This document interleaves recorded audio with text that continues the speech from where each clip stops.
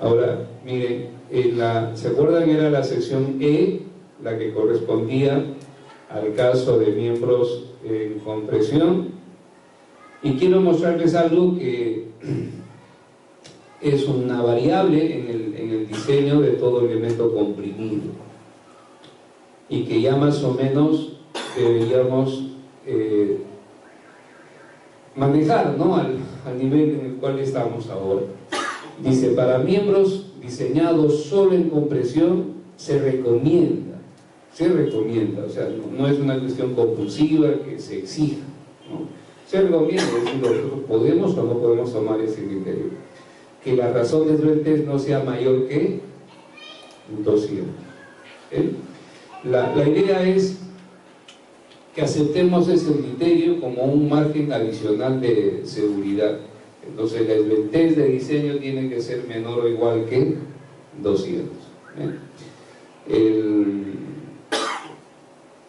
Esto luego lo vamos a verificar. Este concepto tiene que ver con la rigidez. Este concepto de acá tiene que ver con la resistencia. El elemento debe tener suficiente rigidez. Si el elemento es muy esbelto, entonces es muy flexible y puede ser o puede tener un modo de falla que no se pueda, digamos, controlar, ¿no? ¿Me entienden? En el sentido de que, muy bien, la idea es que las especificaciones garantizan hasta algo, ¿no? Oye, mira, si tú tomas más de 200, como que te la juegas, ¿no? Yo te recomiendo que sea 200 y con 200 funcionan bien mis ecuaciones, ¿no? Ese sería el detalle. Bien, entonces miren, por ahora solamente tengo este parámetro de selección. No puedo aquí tomar esto como parámetro de selección porque debería conocer cuál es el test. Tal vez podría tomar como referencia la longitud efectiva del pandeo con respecto al eje Y en función de eso calcular un radio de giro mínimo. Bueno, entonces ahora el paso siguiente sería entrar a las tablas del manual. En este caso se recomienda hacer uso de la parte 1 en las secciones W. Aquí habría que buscar las secciones que corresponden a la serie W12. Voy a tratar de ubicar. Entramos 18, 14 y 12. Bien. La W12 más grande, la W12 por 336. Y si seguimos hacia abajo, la más chiquitita será la W12 por 14. ¿Sí? En la siguiente columna tenemos el área. Entonces habrá que buscar la sección W12 que aproximadamente tenga un área de 30 pulgadas cuadradas. Bien, y como la idea es buscar la sección más liviana, la selección se hace siempre yendo desde la más liviana hasta la más pesada. Aquí habría que descartar algunas. Por ejemplo, esta debería descartarse, dice la W12 por 14.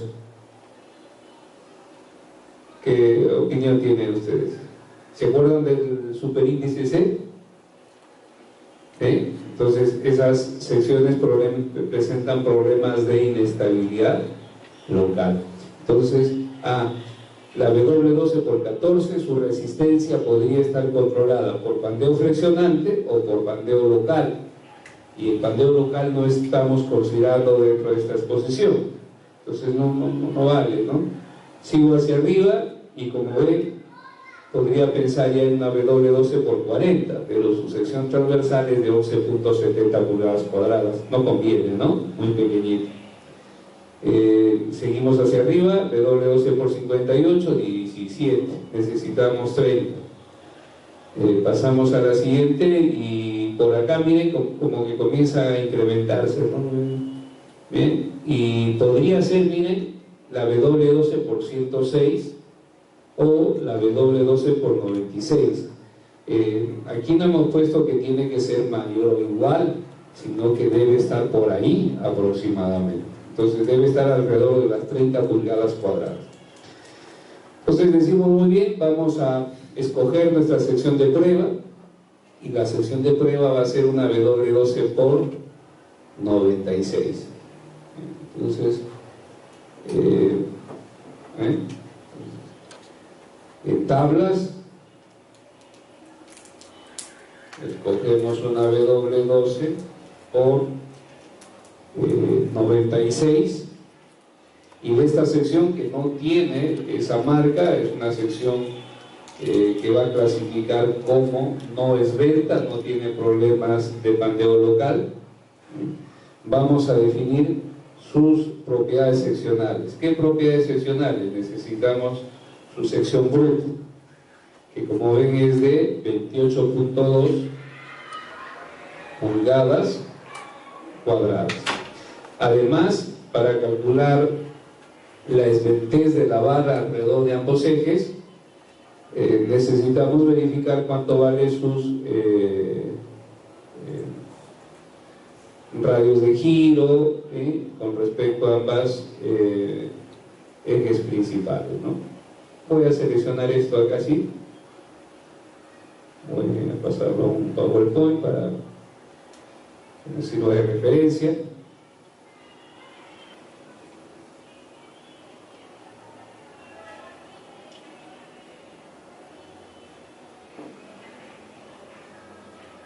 Creo que debería seleccionar inclusive la inmediatamente superior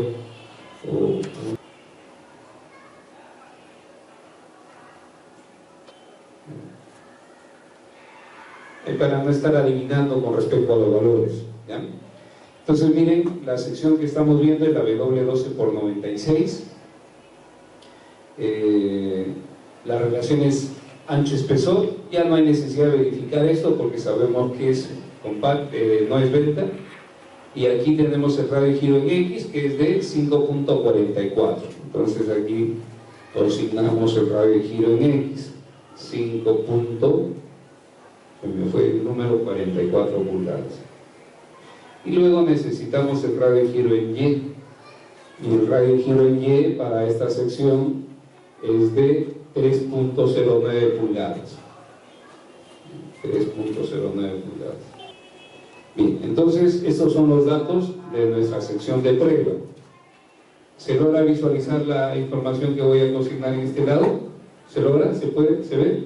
Lo quiero un poquito. Ahí.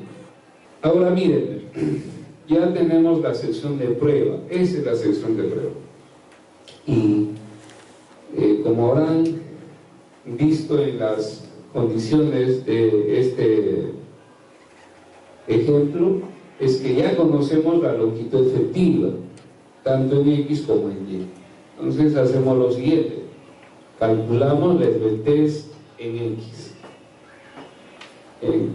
El producto de K por L en X es 26 pies. Lo multiplicamos por 12 para pasar a pulgadas, entre el radio de giro en X, que es de 5.44.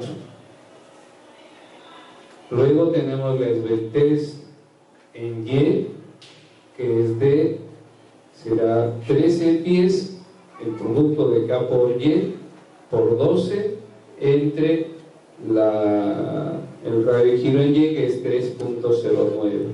Es decir, miren, tal vez aquí no estoy llevando correctamente el asunto. Ya tengo mi sección de prueba, ahora lo que hay que hacer es verificar esa sección de prueba. Hay que calcular la resistencia a la compresión de esa sección de prueba. Entonces, y luego comparemos, o se va a comparar esa resistencia con la resistencia requerida, que son las 900 kilolibras. Si me ayudan con estos datos, por favor.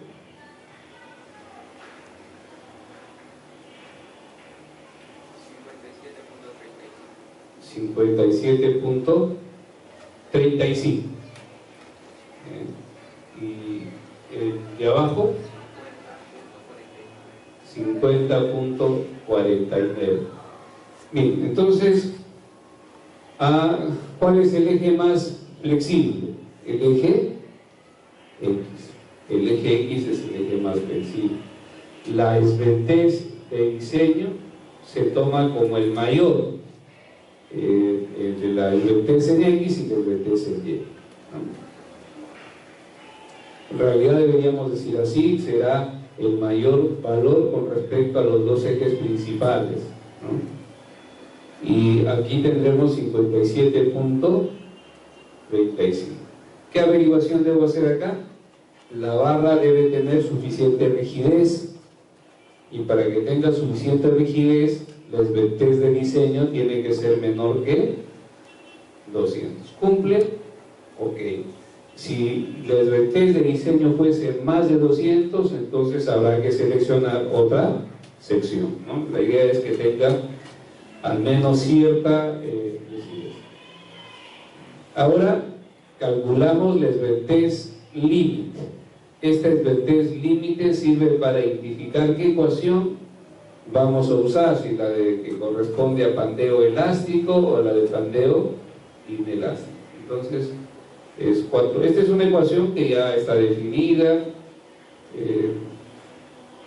la esbeltez límite entre la parte elástica e inelástica. No lo hemos visto cómo sale, pero ya no hay tiempo para eso. Entonces, ¿cuánto resultaría?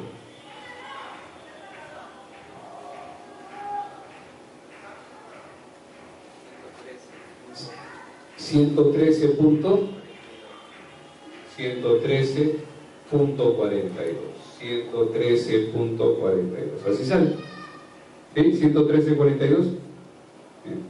Entonces la idea es, nuestra esbeltez de diseño es igual a 57.35 y es menor que la esbeltez límite. Entonces, que 113.42. La ecuación que debemos usar para calcular el esfuerzo crítico de pandeo inelástico es 0.658 elevado a la FY entre FE y multiplicado por FY. El esfuerzo crítico de pandeo elástico es el pandeo de Euler, pi cuadrado, entre la esbeltez de diseño al cuadrado. Es pi cuadrado por 29.000 KSI entre la esbeltez, que es adimensional, 57.35 al cuadrado.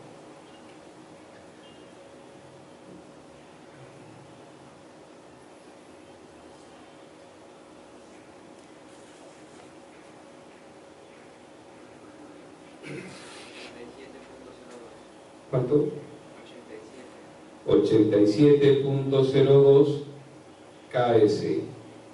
Ahora la relación, a ver si aquí no se ve, la relación entre FY y FE es el exponencial de este número, es de 50 entre 87.02, y esto con 4 décimas. 46, 0.5746. Eso sería el esfuerzo crítico de... No, disculpen, esa sería la razón entre el esfuerzo de fluencia y el esfuerzo crítico de pandeo elástico. Por acá ya le tomó la foto. Valorar el esfuerzo crítico de pandeo inelástico. Entonces, el esfuerzo crítico de pandeo inelástico será 0.658 elevado a la FY entre FE, que es 0.5746, y multiplicado por 50 KSI. El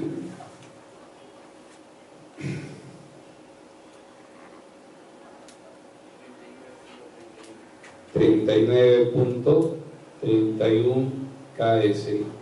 Y ya sabemos nosotros que la resistencia a la compresión es phi FCR por el área, es decir, 0.90, que es el factor de resistencia por compresión, por el esfuerzo crítico 39.31, y por el área bruta de esa sección, que me hice mal en borrar, pero fue 28 y algo, ¿no? 28.2, eso lo ponemos acá, no está ahí. 28.2, ¿no? Sí. Bien, entonces la resistencia a la compresión es de 997.69 kilolibras. Pasó por rigidez. La rigidez es lo de acá. Ahora el principio de resistencia me dice que este valor tiene que ser mayor o igual que la máxima resistencia requerida, y la máxima es de 900 kilolibras. ¿Qué pasó? Ok, ¿no? Entonces miren, ese sería el proceso. Eso lo pueden implementar en un kit de cálculo.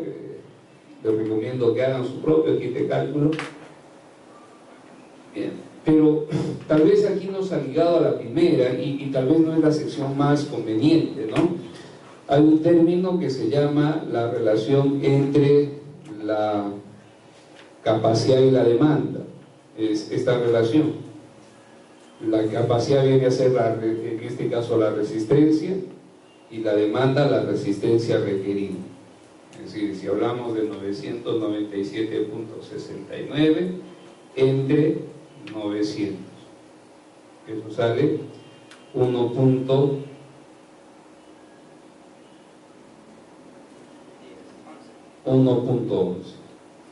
Cuando se efectúa el diseño en estructuras metálicas, se busca que la relación entre la capacidad y la demanda esté entre 1,05, un 5% más de resistencia, y entre el 95%, ¿no?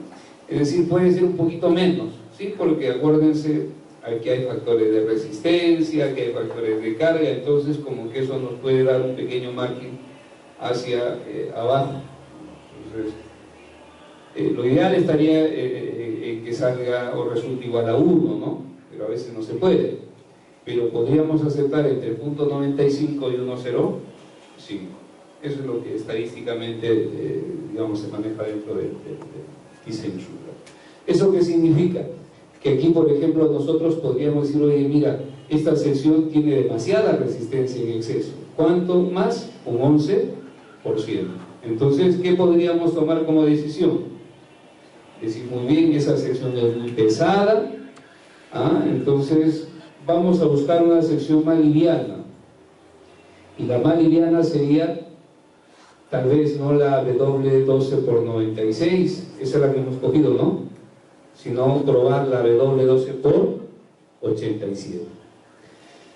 Esa es parte del proceso, ¿no? Entonces, digo, muy bien, tengo mucha resistencia en exceso, voy a probar una más liviana, W12/87. Verifico, el procedimiento, como ven, es ya una reiteración, y luego verifico o compruebo que se cumpla el concepto de la rigidez, que se cumpla esa desigualdad. Si se cumple, fenomenal. Si no, me quedo con la que previamente he seleccionado. ¿Qué otra cosa más puede suceder? Que al primer intento esto resulte menor que lo de acá. Entonces la resistencia de la sección de prueba es menor que la resistencia requerida. ¿Qué debemos hacer en esos casos? Ir hacia arriba. seleccionar una sección más grande, que tenga más sección transversal. Entonces no será la W12 por 96 o por 96, ¿no? Sino será la W12 por 106, e iré subiendo hasta aquella sección que satisfaga tanto el concepto de rigidez como el concepto de resistencia. ¿Se entiende ese proceso? Entonces eso lo pueden hacer manualmente. Yo les recomiendo que hagan cálculos manuales hasta lograr entender todas las etapas del diseño estructural. Bien, entonces ese es el famoso método por tanteo. Vamos por tanteo, vamos llegando a la solución que resulte siendo la más óptima.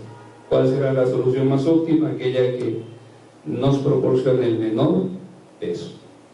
Miren, nos hemos pegado buen tiempo haciendo números, ¿no?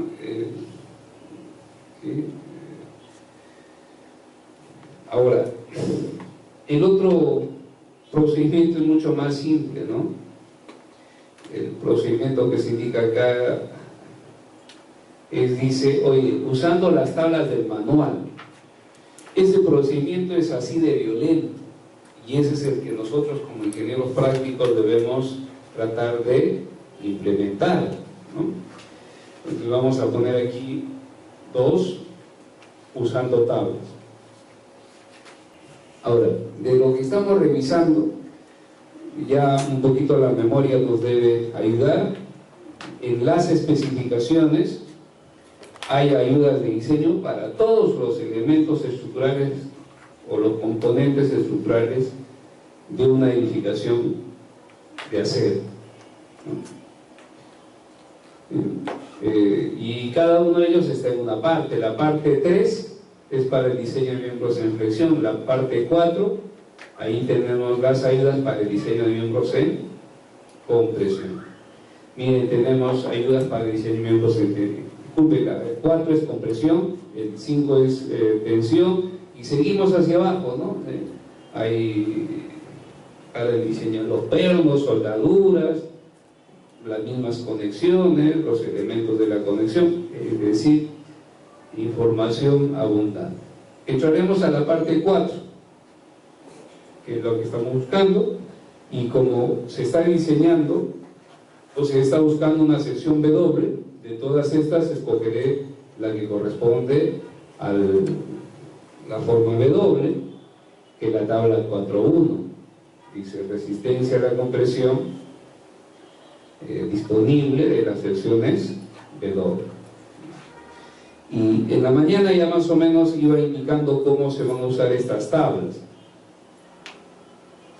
Recordemos que estas tablas tienen algunas restricciones. La principal es que ha sido elaborada considerando a 0 grados 50. Bueno, estamos usando a 0 grados 50. La segunda es que solo agrupa algunas secciones, algunas, no todas, las secciones W. Las secciones W que comúnmente se usan en columnas, en edificios, ya les he indicado la relación, va desde la W14, la serie W12, la serie W10, la serie W8 y la serie W6 y W4. De aquí para abajo, difícil de conectar, no se usa. Para una armadura, tal vez, ¿sí? Pero para un edificio es tan pequeñita la sección que se complica la conexión con otras formas estructurales. Las resistencias que aquí se han tabulado para cada una de las secciones W han sido determinadas considerando que la columna o la sección se va a pandear con respecto al eje débil, es decir, con respecto al eje Y. Muy bien, pero lo podemos usar. Miren, ¿qué vamos a hacer? Vamos a decir, asumiendo, no sabemos, bueno, ya de los cálculos que hemos hecho probablemente tengamos una idea, pero ahora no sabemos al respecto de qué eje se va a pandear. Y voy a decir, muy bien, voy a asumir que el pandeo se presenta con respecto al eje Y, y luego lo verificaré. Entonces, asumiendo que el pandeo se presenta con respecto al eje Y, la longitud efectiva del pandeo en Y es KY por LY, será de 13 pies. Y con una carga axial de 900 kilolibras, entro a la tabla a buscar una sección que con una longitud efectiva tenga una resistencia de aproximadamente 900 kilolibras. Pero no va a ser cualquier sección. Si ustedes recuerdan, tienen que ser las secciones W12, de la serie W12. De la serie W12. Vamos acá. Esta es la serie W14, seguimos hacia abajo, 14, 14, 14, 14, 12. La sección más pesada es la W12 por 336, es la más pesada. Seguimos hacia abajo, la más liviana va a ser la W12 por 40, si la memoria no me precisa, W12 por 40. Pues es la más chiquitita. Entonces, igual que en el caso anterior, comenzamos de abajo, desde la más liviana hacia la más pesada, a fin de obtener la sección que pesa menos. El costo de la construcción metálica, de la fabricación, del montaje, está en función del peso. A mayor peso, mayor costo, ¿no? Esa es la relación que existe. Entonces comenzamos acá, miren. Voy a marcar acá 13 pies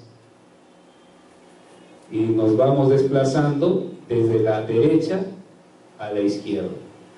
Recuerden que el método que estamos implementando es el RFD.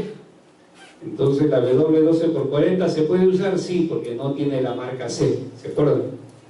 Tiene una resistencia de ¿cuánto? 328. ¿Sirve? No, necesitamos 900. La W12 por 45 con una longitud efectiva de 13 pies, ¿cuánto resiste? 370. Con una W, bueno, 413, 578. La W12 por 58. No pasa. Seguimos, tomamos las series inmediatamente superiores, o los tamaños inmediatamente superiores, y aquí nuevamente tenemos. ¿Cuál sería? W12 por 65, 706. W12 por 72, 784. La W12 por 79, 862. La W12 por 87, 953. Y la W12 por 96, 1050. Entonces, ¿cuál deberíamos seleccionar? W12 por 87. Entonces seleccionamos en tablas la W12 por 87, pero esta se seleccionó pensando que el planteo se va a presentar con respecto al eje Y, ¿no es cierto? Y que no necesariamente es cierto. Ahora vamos a comprobar. ¿Se acuerdan cómo se comprueba? Decimos, muy bien, la longitud efectiva en Y por la razón de los radios de giro tiene que ser mayor o igual que la longitud efectiva en X. Aquí el planteo se da con respecto al eje Y. Esa verificación hay que hacer. Si no se cumple, bueno, pero ya tengo el primer planteo, ¿no es cierto? Y si la longitud efectiva multiplicada por la razón de los radios de giro es menor que la longitud efectiva en X, entonces el planteo se da con respecto al eje X. Aquí me gustaría que ustedes le den una lectura a este párrafo de este libro, que es el libro de McCormack, la edición del 86, es decir, que ya está muy pasadito de todo el libro este, ¿no? Al menos la edición que tengo aquí en la pantalla. Dice: se consulta la tabla apropiada con la longitud efectiva Y, se escoge un perfil, se toma el valor dado para Rx, Ry, en la tabla aparece el perfil y se multiplica por la longitud efectiva de planteo. Si el resultado es mayor que la longitud efectiva en X, entonces domina el planteo con respecto al eje Y y la sección escogida será la adecuada. Si no sucede eso,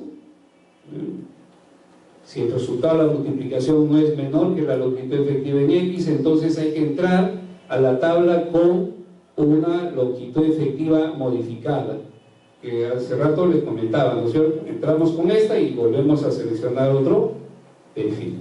Entonces, ¿se acuerdan?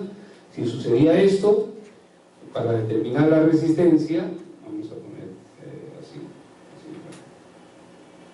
Entonces aquí sería la longitud efectiva equivalente en Y, que es la longitud efectiva en X, entre la razón de los radios de giro. Con este valor se entra a las tablas y se determina la resistencia, y esa se compara con la resistencia requerida. Ese sería el procedimiento que vamos a implementar. Entonces acá hemos seleccionado la sección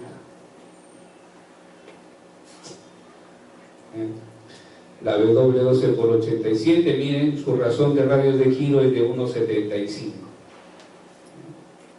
Entonces multipliquemos la longitud efectiva de pandeo en Y, que es 13 pies, la longitud efectiva de pandeo en Y por la razón de los radios de giro queda así, 13 por 1,75. Y eso da 1,75 fue la razón de radio de giro, ¿no? ¿Y da cuánto? 22,75 pies. Entonces comparamos, decimos, oye, la longitud efectiva entre la razón de los radios de giro es de 22,75, y como ven es menor que la longitud efectiva de pandeo en X, que es de 26 pies. Aquí el pandeo se va a presentar con respecto al eje X. Entonces mi supuesto no es correcto, ¿no? Nosotros habíamos asumido que el pandeo se va a presentar con respecto al eje Y, y los cálculos me están diciendo, oye, no, se va a presentar con respecto al eje X. Hay que volver a recalcular la sección tal y cual se indica aquí. Entramos con la longitud efectiva equivalente en Y, que es la longitud efectiva en X, entre la razón de los radios de giro de la sección previamente calculada. Será entonces 26 entre 1,75.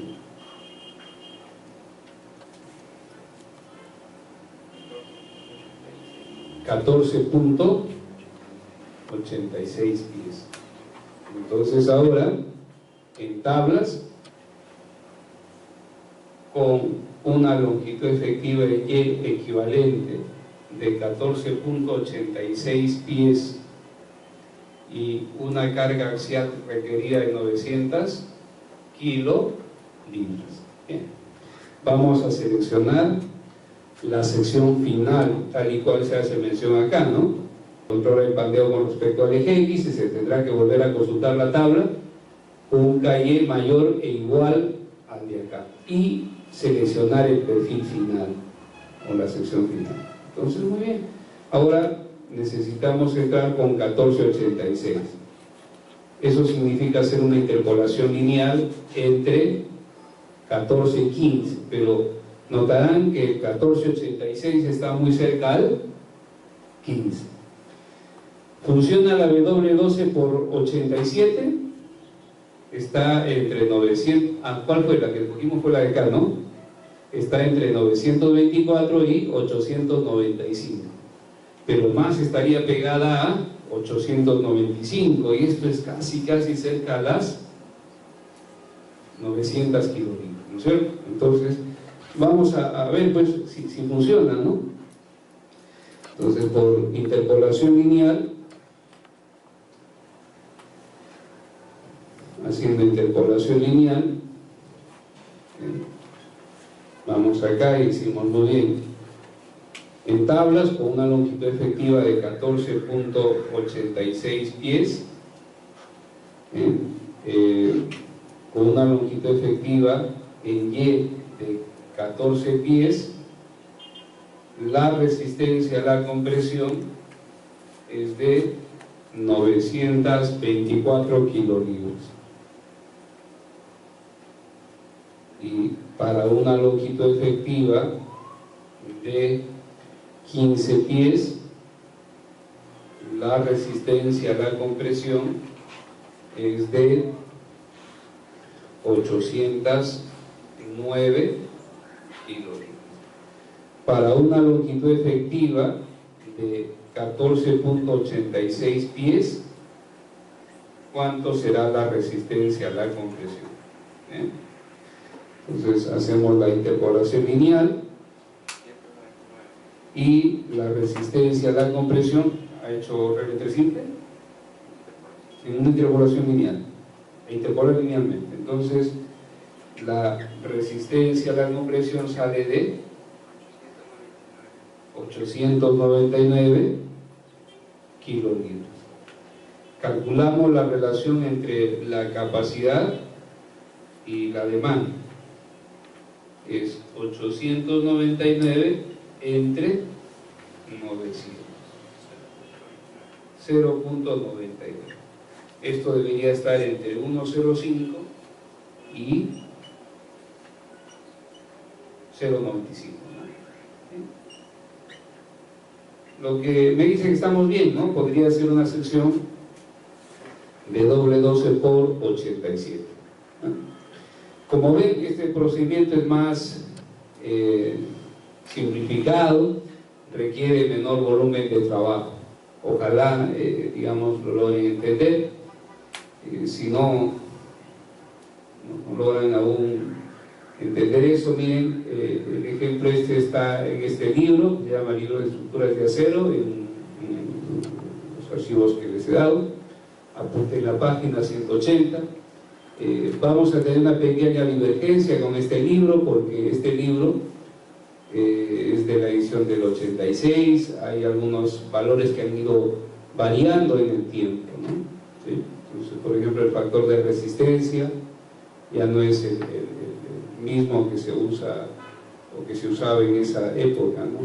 En esa época se usaba un factor de resistencia de 0.85, ahora se usa un factor de resistencia de 0.90. Bien, entonces no sé si tendrán alguna pregunta con respecto a esto, porque ahora vamos a pasar a revisar el diseño de miembros en tracción. ¿Tienen alguna consulta? Sí, dígame. Muy bien, porque era una de las condiciones de este ejemplo. Pero, a ver, en el diseño real habría que escoger o ir desde la más chiquitita, desde la W8 hacia adelante. Por ejemplo, miren, en la W8, de hecho que vamos a encontrar probablemente una que satisfaga.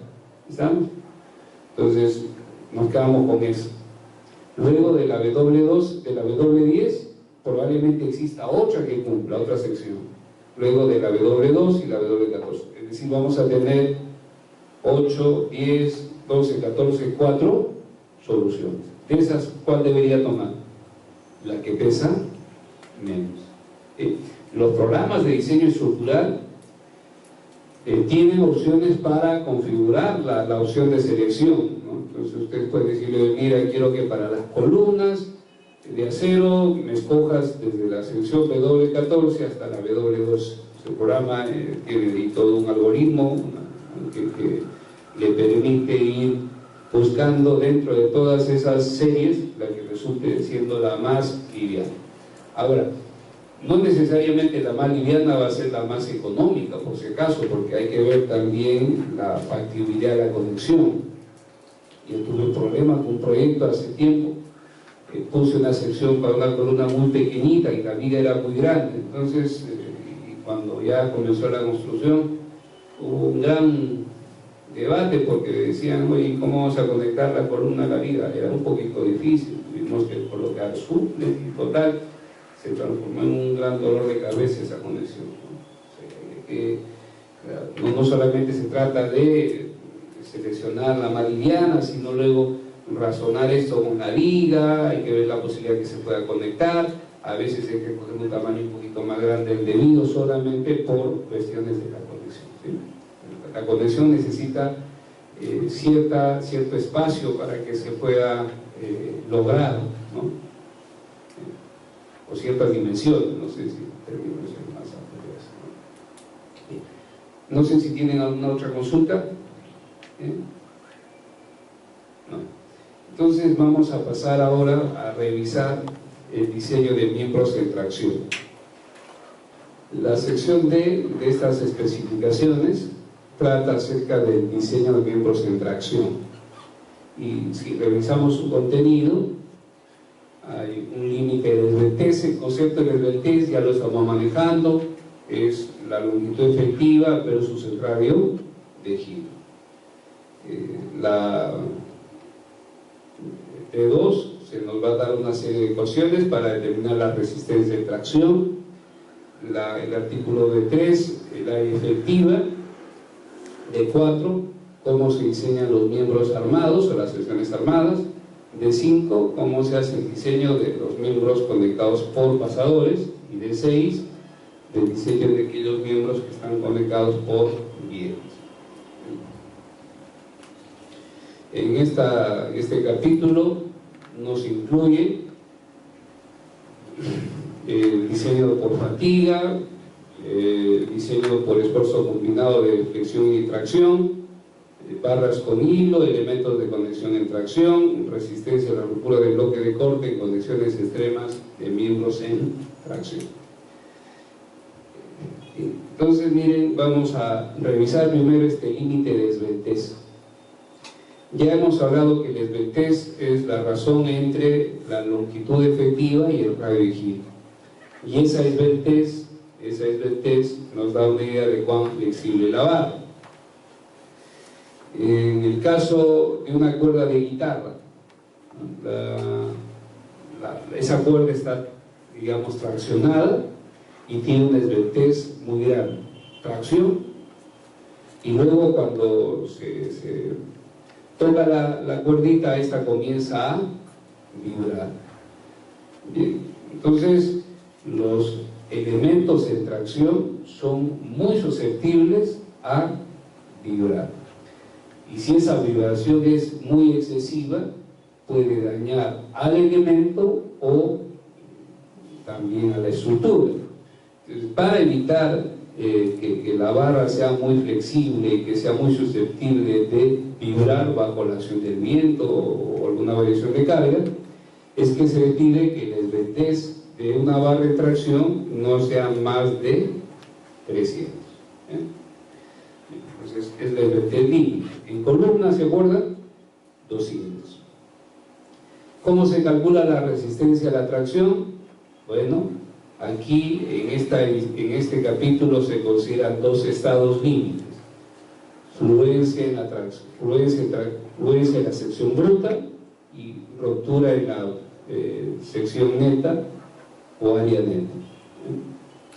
La resistencia a la fluencia es muy fácil, ¿no? Es el producto del esfuerzo de fluencia por el área bruta. Si se usa el método de diseño por estados límites, luego esa resistencia nominal se multiplica por 0,90, y si se usa el método de resistencia admisible, esa resistencia nominal se divide entre 1,67.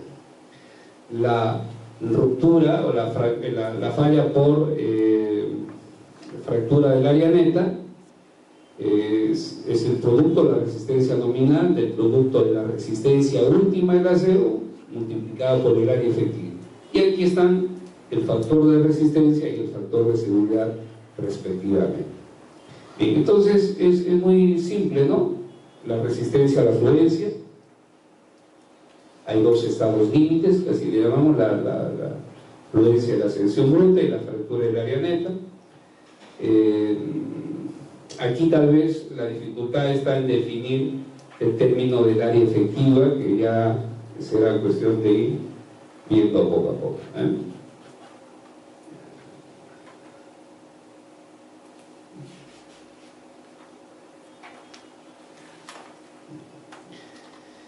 A ver, la resistencia entonces de una barra traccionada puede estar controlada por el estado límite de fluencia del área bruta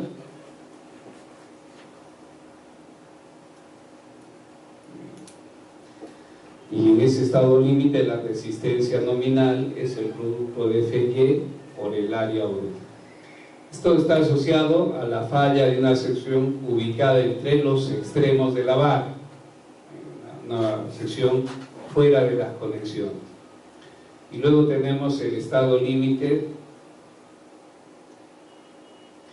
de fractura del área neta o ruptura del área neta. En ese estado límite la resistencia nominal es el producto de Fu por el área efectiva. El factor de resistencia acá en tracción, phi t, es de 0.90 y aquí el factor de resistencia es de 0.90. Y el otro modo de falla es por la falla por bloque de corte, ¿no? Como aparece acá, el término este es de ruptura del bloque de cortante. El final es igual a, voy a trasladar las ecuaciones, estas ecuaciones no me acuerdo, obviamente, si me acordase de todas las ecuaciones sería fenomenal, ¿no? Para barras traccionadas podría quedar así, como 0.60 FU ANB, el área neta en corte, más un factor VS por FU y multiplicar esto por el área neta. Pero no debe tomarse mayor que el 60% de FY el área bruta en corte más VS multiplicado por FU y por el área neta en tensión, ANT, el área neta en tensión. Para barras traccionadas en las que el esfuerzo está casi uniformemente distribuido sobre la sección transversal, el término de VS se toma igual a 1. Entonces, para barras de tracción. A ver, Fy sale en las tablas, ¿no? La resistencia a la fluencia. El Fu, si ustedes recuerdan, lo podemos ver en la tabla que ustedes tienen ahí en las copias que se les ha alcanzado, la tabla 2.3.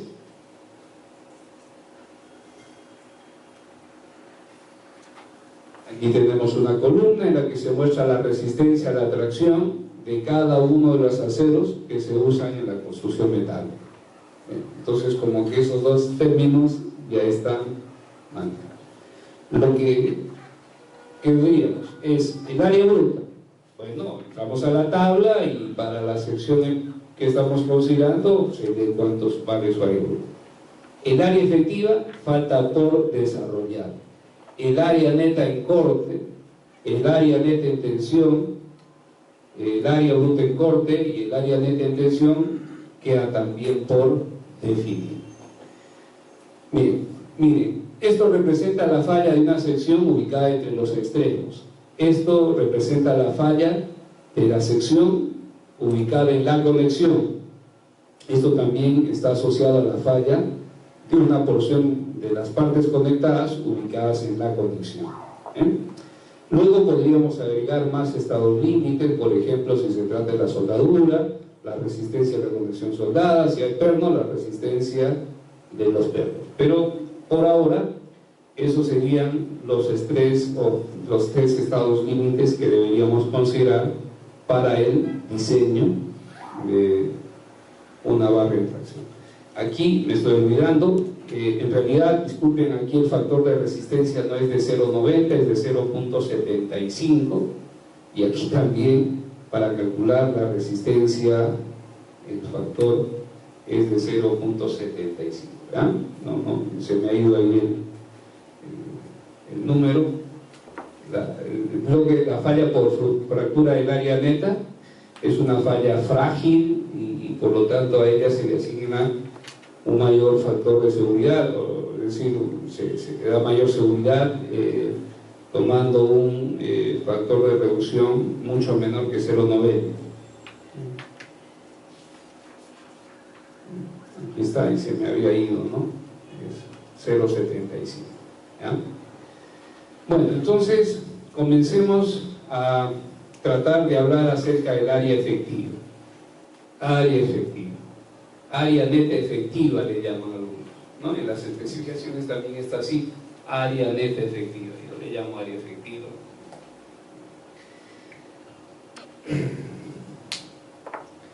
El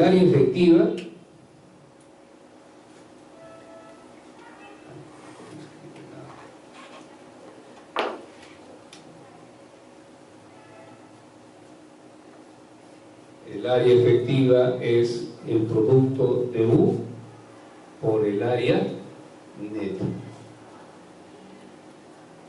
U es un factor que mide la eficiencia de la conexión, y este término del área neta va a ir variando dependiendo si es una conexión con pernos o si es una conexión soldada. Veamos.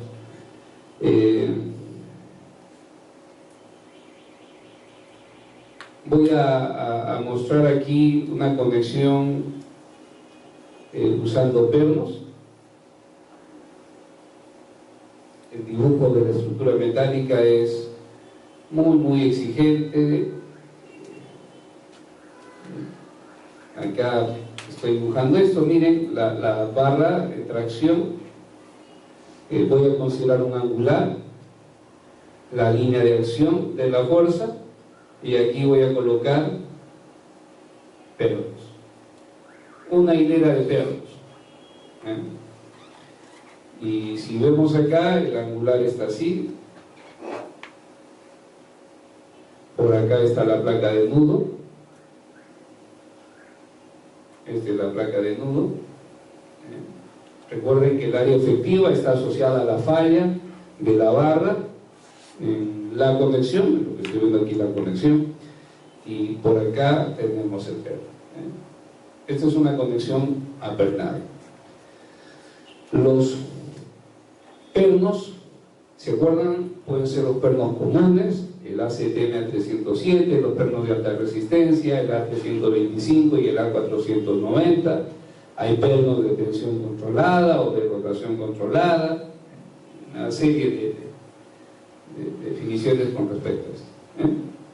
Bien, entonces esta sería una conexión apernada o con pernos, y la misma barra se puede unir a la placa de nudo mediante el uso de soldadura.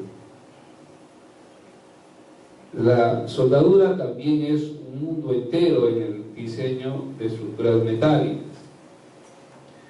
La soldadura nunca se dibuja, siempre se señala mediante una serie de símbolos. Voy a aprovechar para hacer alguna mención a esos símbolos.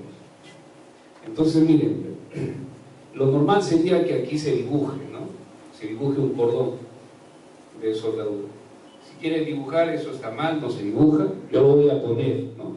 Pero no se dibuja, insisto. Ahí está el cordón de soldadura.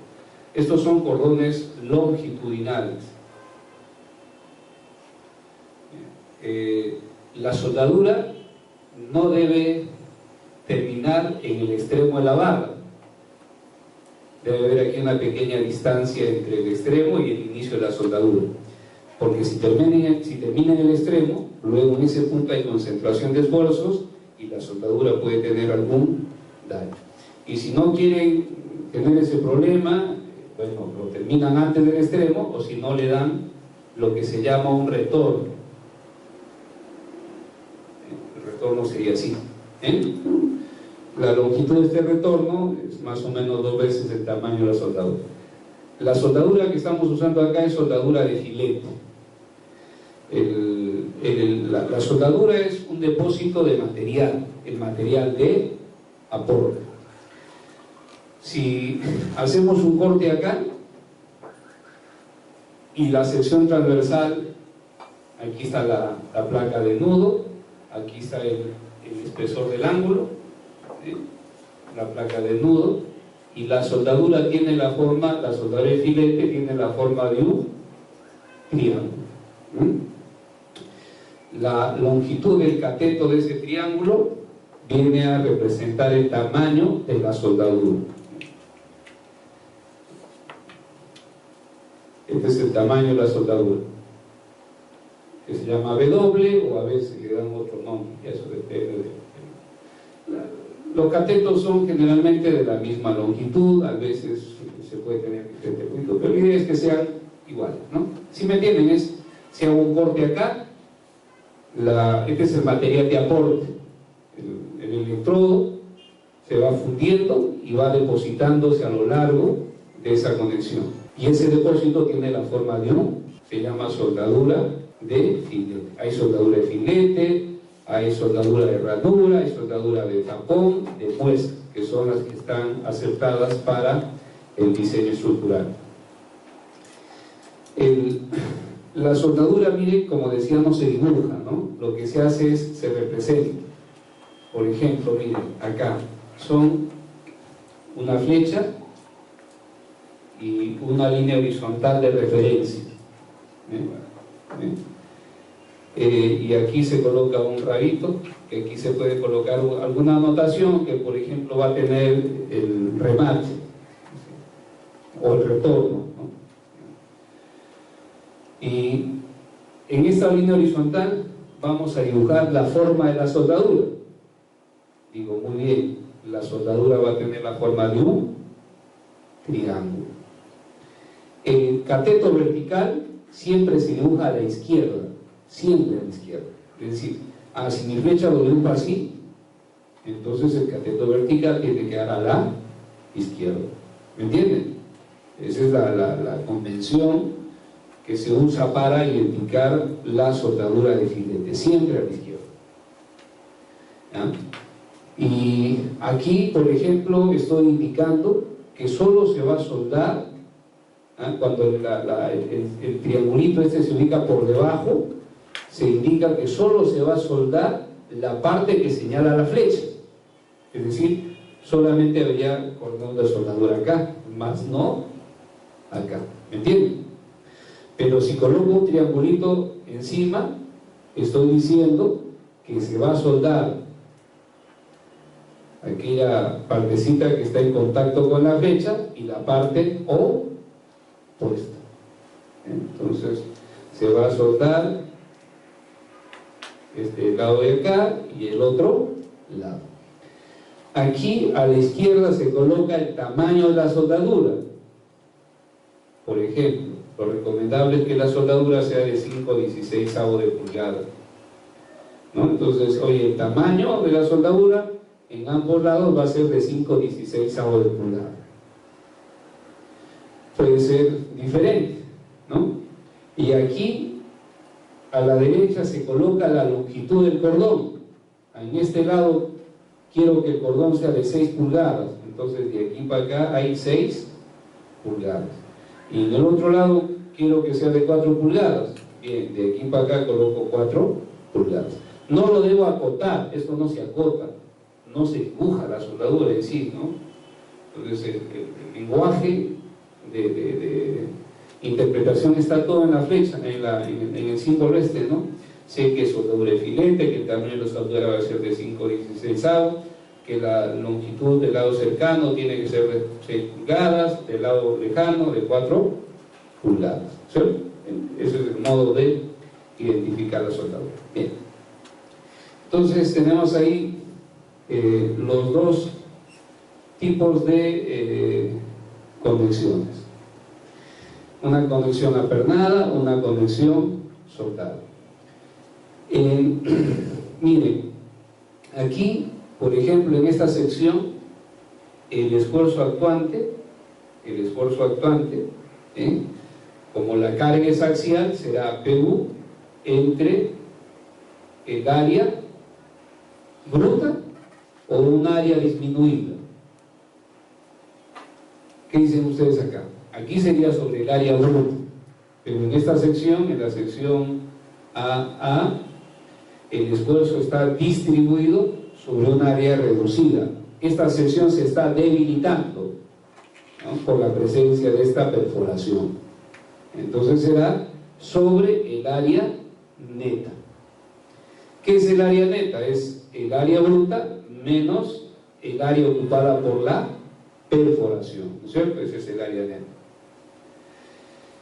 Y en este caso de acá, en esta sección o en cualquier sección, el esfuerzo actuante es igual a la carga axial entre el área bruta, el área bruta.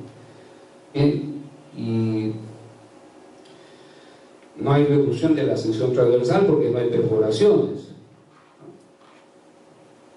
Pero aquí luego hay un parámetro que hay que tener en cuenta: la eficiencia de la conexión. ¿Cómo se mide la eficiencia de la conexión? Eso lo vamos a tratar de